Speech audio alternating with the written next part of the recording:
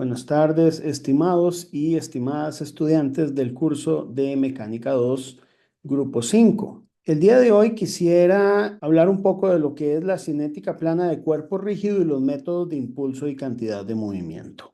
Para ello quisiera iniciar con algunas definiciones importantes. La primera de ellas corresponde a lo que es cantidad de movimiento lineal desde el punto de vista de cuerpos rígidos en cinética plana, que es donde vamos a trabajar en 2 dimensiones, y también el concepto de cantidad de movimiento angular. La cantidad de movimiento lineal en un cuerpo rígido podemos definirla de la siguiente manera. Supongamos que tenemos un cuerpo, una placa plana, donde el punto que indicamos con la letra G corresponde al centro de masa. Supongamos que para este cuerpo conocemos cuál es la velocidad de ese centro de masa, la cual la vamos a llamar V sub G. Y adicionalmente conocemos la velocidad angular de esta placa. La cantidad de movimiento lineal es un vector y ese vector se define como L y corresponde al producto de la masa por la velocidad del centro de masa. Esto se mide en unidades de kilogramo multiplicado por metro y dividido entre segundo. Esa es la unidad de la cantidad de movimiento lineal. Nótese que aquí estoy hablando de un momento lineal solamente en el centro de masa. Ahora vamos a ver qué pasa con la cantidad de movimiento angular. La cantidad de movimiento angular para este mismo cuerpo, que podemos decir que es una placa plana, la vamos a definir como H sub G y corresponde al producto del momento de inercia centroidal, que llamaremos I sub G, por la velocidad angular, y sus unidades son kilogramos multiplicado por metro al cuadrado entre segundo. Nótese que la cantidad de movimiento angular es perpendicular al plano. Eso quiere decir que es un vector que sale o entra al plano dependiendo del sentido de giro. Por ejemplo, aquí la velocidad angular es una velocidad angular que es en sentido antihorario. Si ustedes utilizan su regla de mano derecha, la dirección de la cantidad de movimiento angular en este caso es hacia afuera del plano. Existen casos particulares que nos interesa estudiar y uno de esos casos particulares corresponde a la traslación. Cuando una placa se mueve en traslación, supongamos que esta es la placa, este es el centro de masa, pues básicamente lo que tenemos es solo un vector asociado a la cantidad de movimiento lineal que vamos a llamar simplemente como m, multiplicado por la velocidad del centro de masa, pero no tiene momento angular. Entonces podríamos decir que en el caso de una traslación, la magnitud de la cantidad de movimiento lineal está dada por m multiplicado por la velocidad del centro de masa y su momento angular corresponde a 0. Otro caso particular que nos interesa es cuando tenemos la rotación alrededor de un eje fijo. Para ello, quiero que consideremos una placa plana en 2 dimensiones. Vamos a suponer que el centro de masa de dicha placa se encuentra aquí donde está la letra G, pero que tenemos un punto en torno al cual ella rota, una especie de pivote fijo. Ese pivote fijo le vamos a poner O.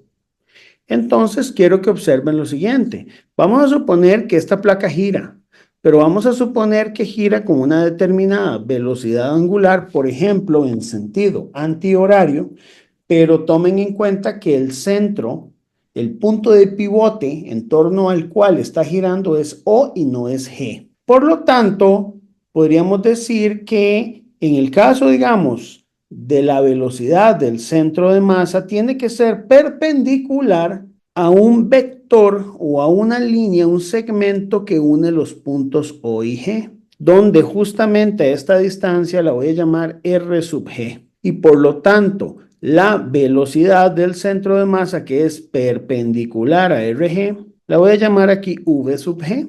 Y como les decía, es perpendicular a RG. Entonces aquí se presenta lo siguiente, se presenta un momento lineal de esta placa, que podemos definirlo como la masa por la velocidad del centro de masa, pero además tiene un momento angular hg que va a ser la inercia centroidal por omega. Aquí hay que tener en cuenta que en general el estado de movimiento de una placa plana se describe por estos dos vectores. El vector de cantidad de movimiento lineal asociado al centro de masa y el vector de cantidad de movimiento angular asociado también al centro de masa.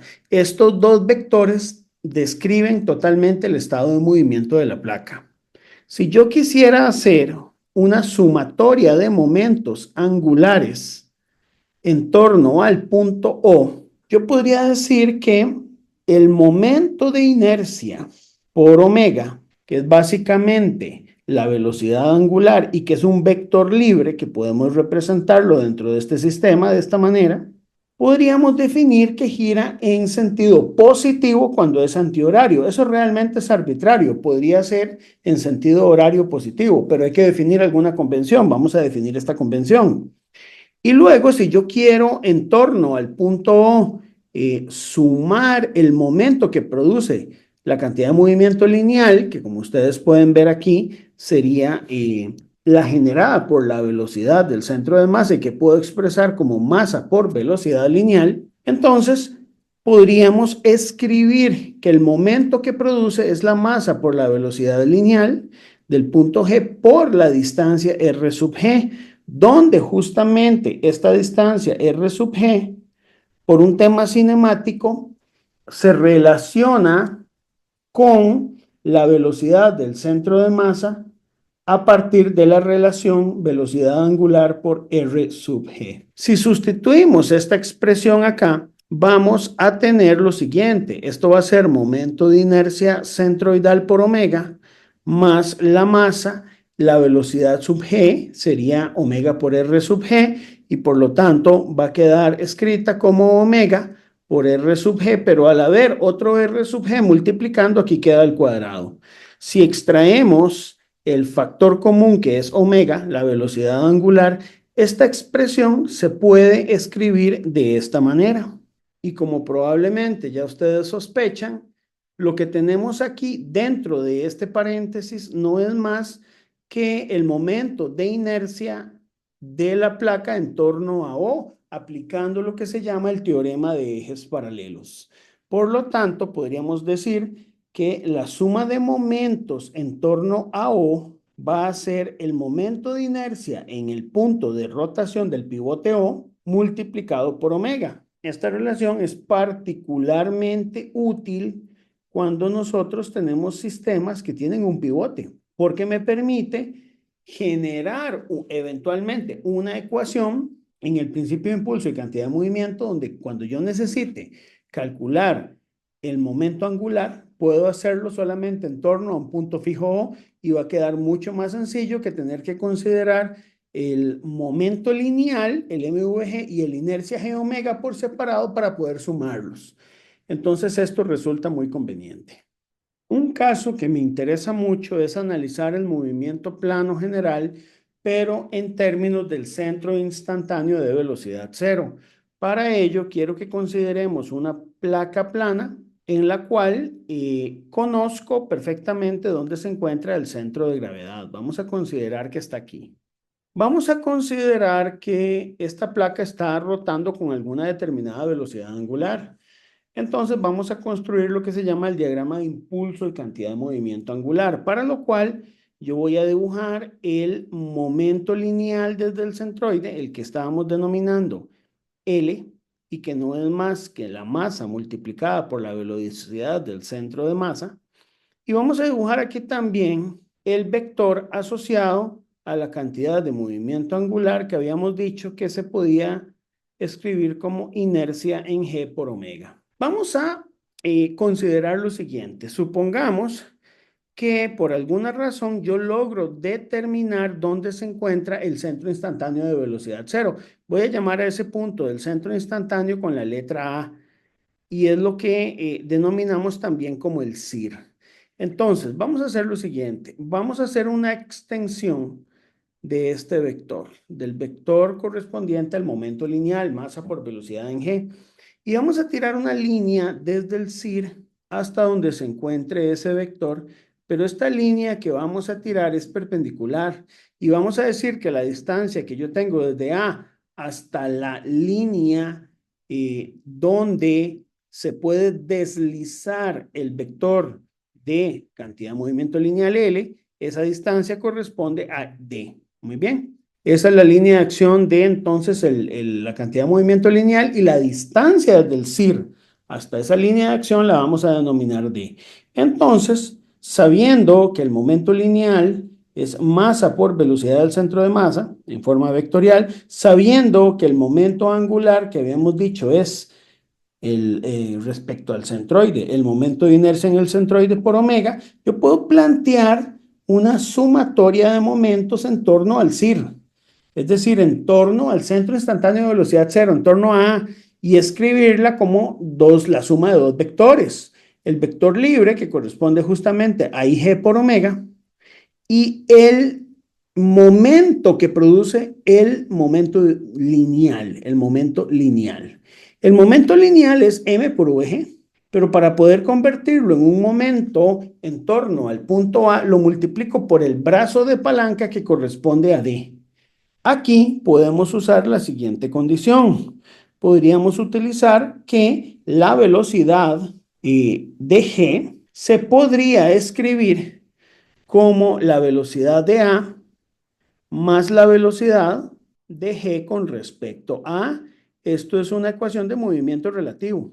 Sin embargo, como el punto A es un centro instantáneo de velocidad cero, nosotros sabemos que la velocidad en ese instante del punto A es cero. Y entonces la velocidad de G podríamos escribirla como un vector asociado a la velocidad relativa de G con respecto al punto A.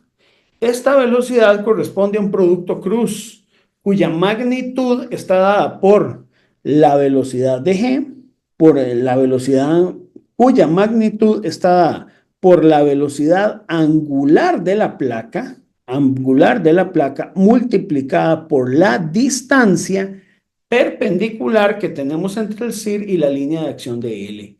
Aplicando este concepto, podríamos entonces reescribir esta suma de momentos en A como el momento de inercia en G por omega más la masa por omega por D al cuadrado, porque como la velocidad de G es omega por D, pero está multiplicado por D, nos queda al cuadrado. Extrayendo el factor común, podemos observar que se vuelve a aplicar el teorema de ejes paralelos, donde este término que se encuentra entre paréntesis es el momento de inercia con respecto al centro instantáneo de velocidad cero. Voy a llamarlo momento de inercia IC.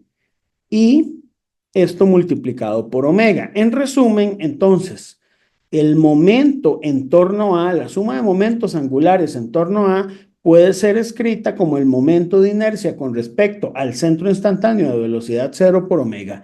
Esto resulta muy importante porque en algunas ocasiones, cuando queremos saber el estado de movimiento de un sistema plano, con solo calcular el momento angular en torno al centro instantáneo de velocidad cero, ya queda descrito nuestro sistema. Con el fin de ejemplificar el cálculo del momento angular, quisiera compartir con ustedes el siguiente ejemplo. Entonces, se nos solicita calcular el momento angular de una barra con respecto a su centro instantáneo de velocidad cero. Vamos a suponer que la barra a la cual le queremos calcular el momento angular es una barra que está soportada sobre dos extremos A y B, uno sobre el piso y otro sobre la pared en un plano vertical. De tal manera que esta barra tiene una longitud L y una masa M. Y además sabemos que está girando en el instante dado con una velocidad angular determinada. Vamos a suponer que la barra es uniforme y que su centro de masa se encuentra en el centro justamente de la barra. Ahora procederemos a calcular el momento angular con respecto al centro instantáneo de velocidad cero o el CIR.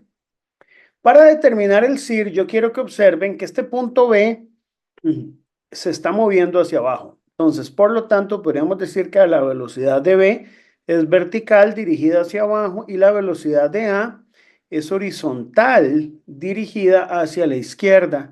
Si nosotros hacemos una proyección con segmentos perpendiculares a esas dos velocidades, podemos encontrar este punto que es justamente el centro instantáneo de rotación y es el punto en torno al cual queremos calcular el momento angular. Para calcular el momento angular, tomemos el momento angular con respecto al centro instantáneo como el momento de inercia centroidal, que es la componente rotacional dada por el momento de inercia IG con respecto al centroide por la velocidad angular, más la componente de masa por la velocidad del centro de masa por la distancia que va a haber entre el CIR, que es el centro instantáneo de rotación, y el centro de gravedad. Voy a llamar a esa distancia de momento D. Yo quiero que vean lo siguiente. Este punto de acá es el centro de gravedad, lo voy a llamar G, y me interesa la distancia entre el CIR y G. Esta va a ser la distancia que a mí me interesa. Es importante notar que la velocidad del centro de masa es perpendicular a la línea o al segmento que va del CIR hasta G.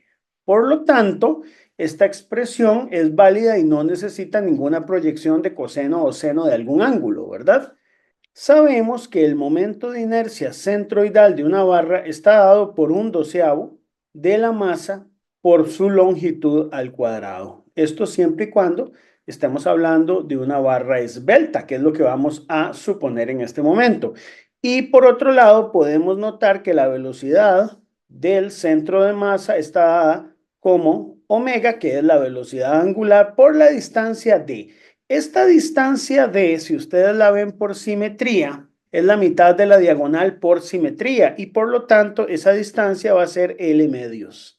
Si ustedes sustituyen esto en la expresión para el momento angular, vamos a tener que esto es m L cuadrado 12avos por omega más la masa por la velocidad, que aquí sería omega por L dividido entre 2 y d, que es L entre 2. Simplificando, tenemos que esto es m L cuadrado omega sobre 12 más m omega L cuadrado sobre 4 y la sumatoria de estas dos expresiones fraccionarias, 1/12 más 1/4 nos da ml al cuadrado omega sobre 3. Esta es la expresión que nos define a nosotros el momento angular de la barra que mostramos con respecto al centro instantáneo de rotación. Continuando con este tema, quisiera hablarles ahora de lo que es el principio del impulso y cantidad de movimiento.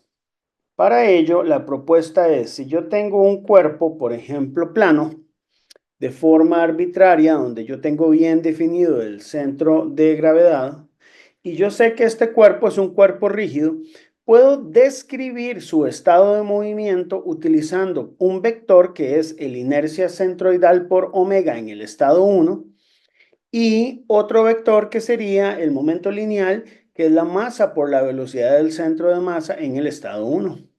Si a este sistema yo le aplico una serie de impulsos, que esos impulsos pueden ser de muchos tipos y pueden ser incluso en un tiempo relativamente prolongado, no necesariamente un tiempo pequeño. Vamos a tener un impulso, por ejemplo, asociado al peso, suponiendo que se encuentre el sistema en un plano vertical. Podrían haber esfuerzos externos, como por decir así, podrían haber impulsos externos, por decir así, como una fuerza F1 que aplica en un intervalo de tiempo, una fuerza F2 que podría ir por acá. Podrían haber incluso fuerzas que produzcan impulsos angulares. Esto es muy importante. El impulso angular es una integral del momento en el tiempo. Pueden haber muchas formas de generar impulsos sobre ese cuerpo. El asunto es que al final lo que tenemos es un nuevo estado de movimiento donde este cuerpo va a cambiar el inercia omega 1 y el masa VG1 a un nuevo inercia centroidal omega 2 y por acá el momento lineal dado por mvg2. Esto es la forma gráfica del principio de impulso y cantidad de movimiento. Sin embargo, se puede describir también en términos de ecuaciones escalares.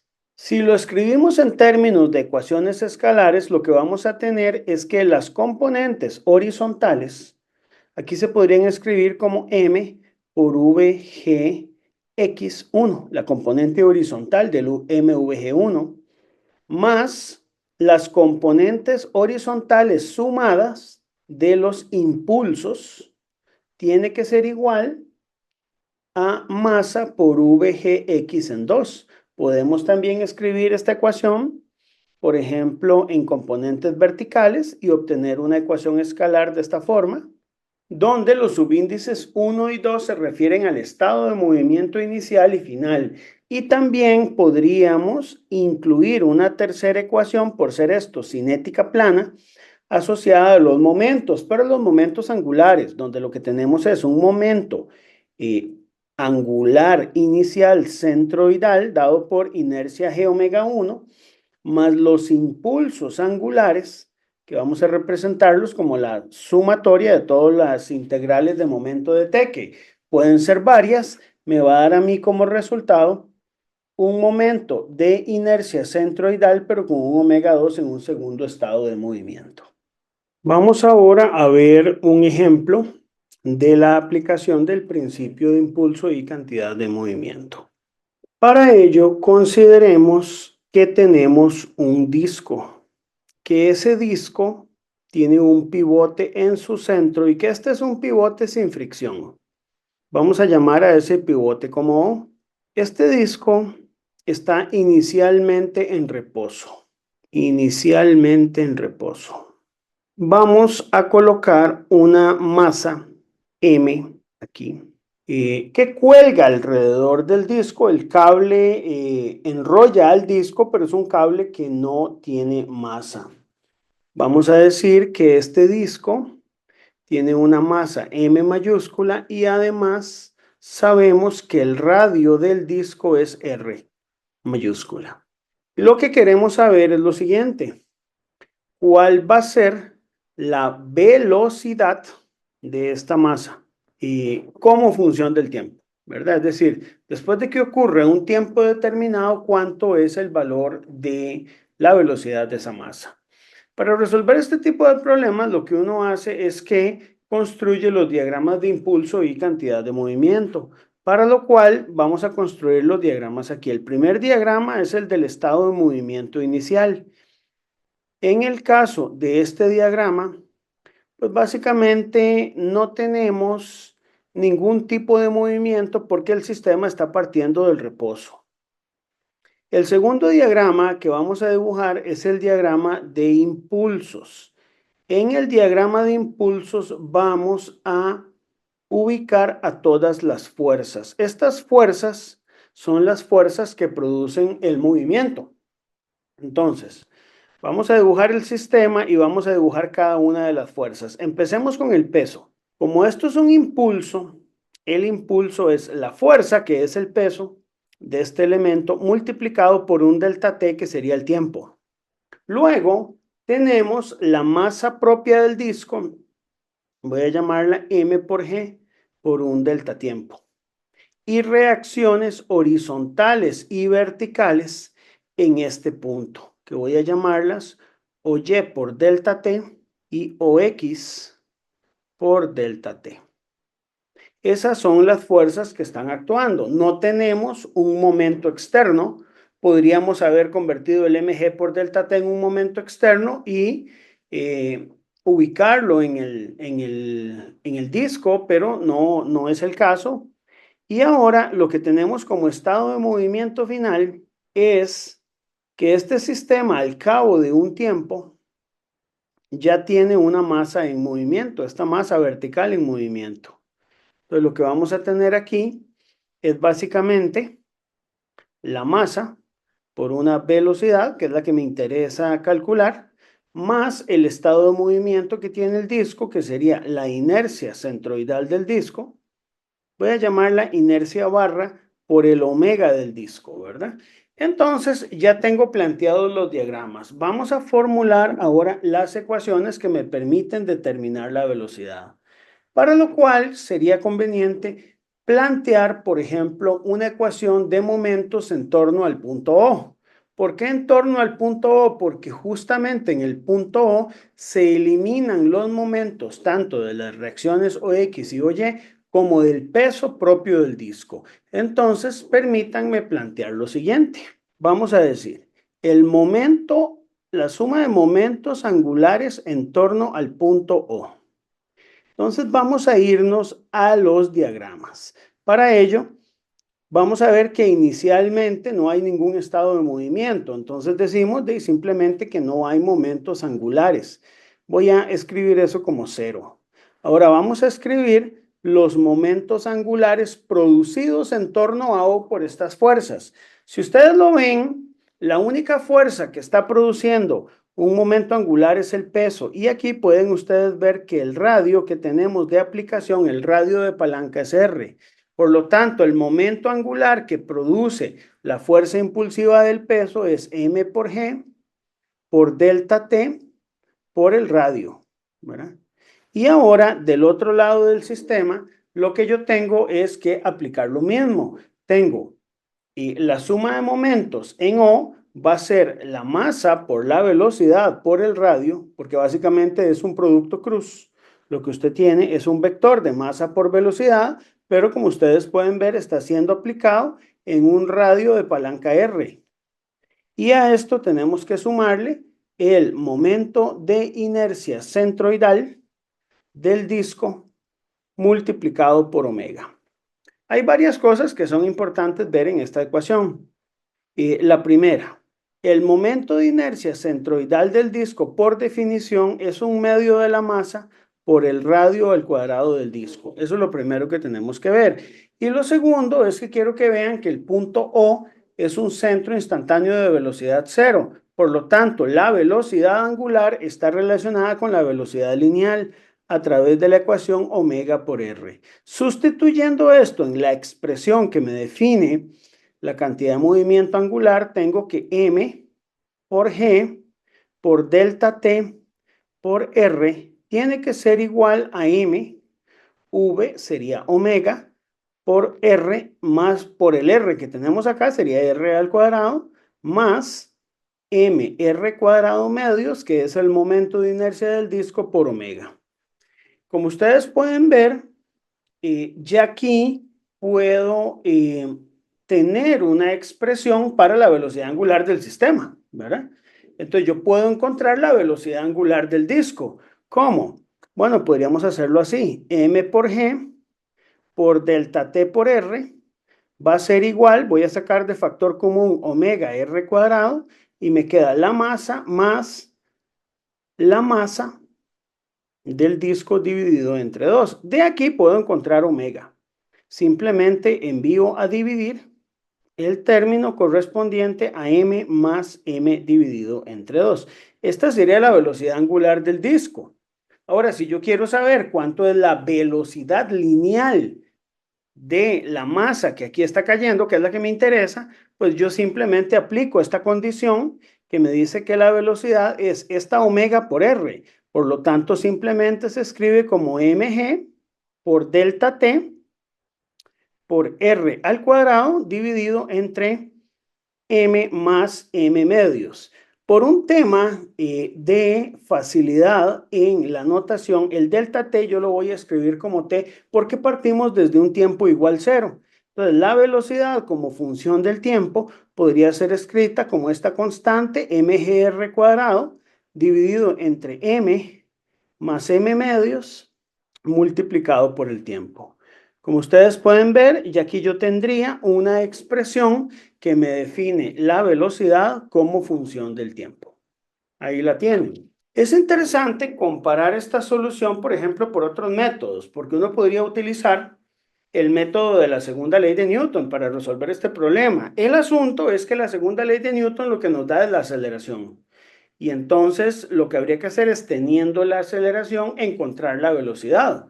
Y este método me permite directamente trabajar con la velocidad, simplificando bastante los cálculos.